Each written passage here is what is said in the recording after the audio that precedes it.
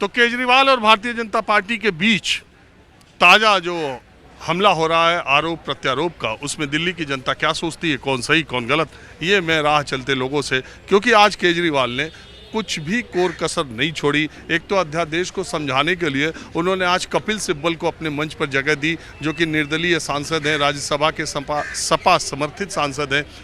उन्होंने अपने मंच पर बुलाया था कि दिल्ली अध्यादेश सरकार लाई है उसको वो वहाँ आए लोगों को समझाएं। आप थोड़ा सा टेप रिवाइंड करें तो जब ये भ्रष्टाचार के खिलाफ आंदोलन चल रहा था तब अरविंद केजरीवाल की नज़र में अगर मनमोहन सरकार का सबसे बड़ा कोई विलन था तो कपिल सिब्बल थे।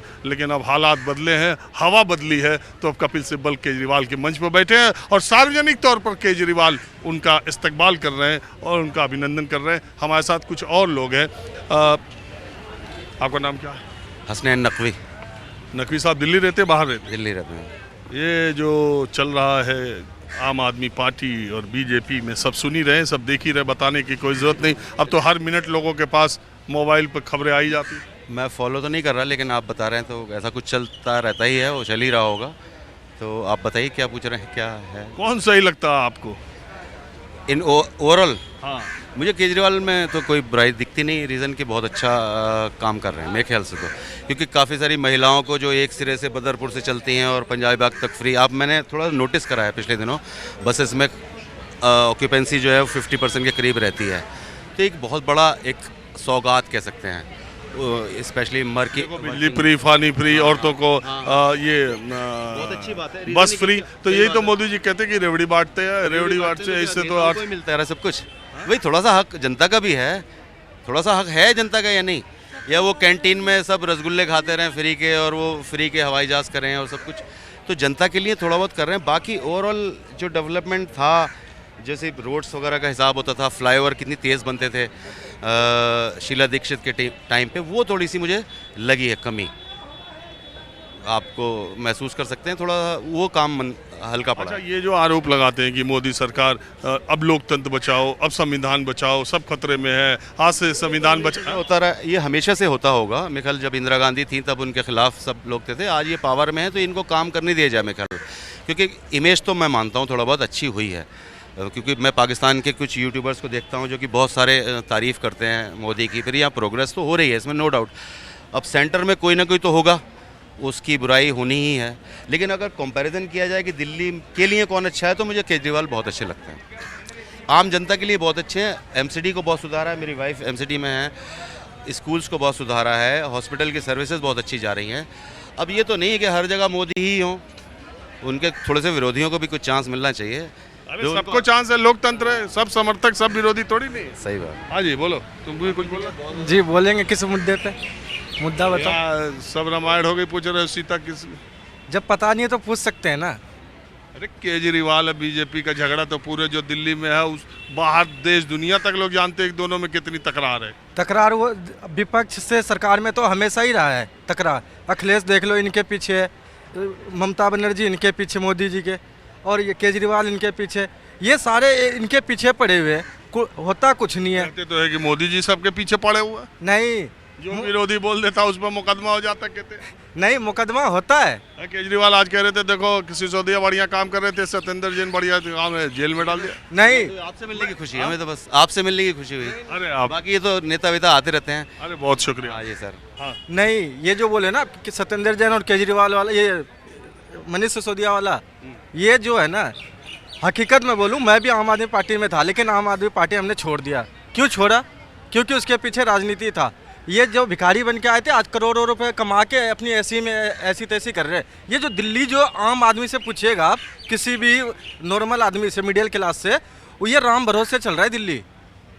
राम भरोसे? हाँ, किसी के भरोसे नहीं है। लोग तो कह रहे हैं देश ही राम भरोसे चल रहा है। हाँ, देखो, ये है ना, हकीकत बोलूँ राजीव सर, मैंने दिल्ली में यहीं का हूँ मैं, वोटर लिस्ट भी सब चीज़ 10 साल से 15 साल से यहीं पे हूँ। वो तो यहीं के नहीं, वो तो बिहार के। हाँ, रहने वाले वहाँ का, यहाँ पे 15 साल से रह रहे। तो हाँ करो, बिहार का हूँ, दिल्ली में रहता हूँ। हाँ, बिहार का कहते हो कि दिल्ली वाला हूँ? नहीं, बिहार का जन्म है, अब दिल्ली में रहता हूँ, काम करता हूँ, यहीं पे रहता हूँ। और इरादा है कि नहीं उधर जाने का? एक बार बताओ, मुझे तो दुर्भाग्य होता है, बिहार में जन्म है लेकिन तरक्की आके दिल्ली में करते हैं। एक से एक आदमी देख लो। यार तो तुम्हारे इतना काबिल आदमी बिहार छोड़ के यहाँ आएगा तभी तो दिल्ली की तरक्की होगी। बिहार वहीं रुके होते तो उधर की तरक्की होगी। बिहार में तरक्की करवाने वाला सरकार कहाँ है? तेजस्वी यादव, नीतीश कुमार तो पलटी पे पलटी मारता है, क्या भरोसा करे उस पे? बीजेपी भरोसा की इतने दिन, यार तुम भी कर लेते। नहीं, बीजेपी के जब इसके टाइम आता है ना कि हाँ मुझे इससे फायदा है, तब उनके पास ले लेता है। हाँ जी, अरे आप चलेगा। हाँ बताओ, तुम कहाँ से हो? यूपी से। कहाँ से? यूपी में संभल। तो बड़ा भूखे प्यासे लग रहे हो। कहाँ से? भूखे तो यही है, इस राज्य में है ही क्या, भूखे ही मर रही है जनता। आप कहाँ से हो भाई साहब? मैं लखनऊ से। यही रहते हैं? हाँ, ये रहता है। यही मैं आम लोगों से राय मशवरा करता रहता हूँ, चलते फिरते लोगों से। बिल्कुल, मैंने देखा है, आपको न्यूज़ पे देखा है मैंने। तो बस ऐसे ही मैं सवाल पूछता हूँ लोगों, मैं जानना चाहता हूँ लोगों के दिमाग में क्या चलता है।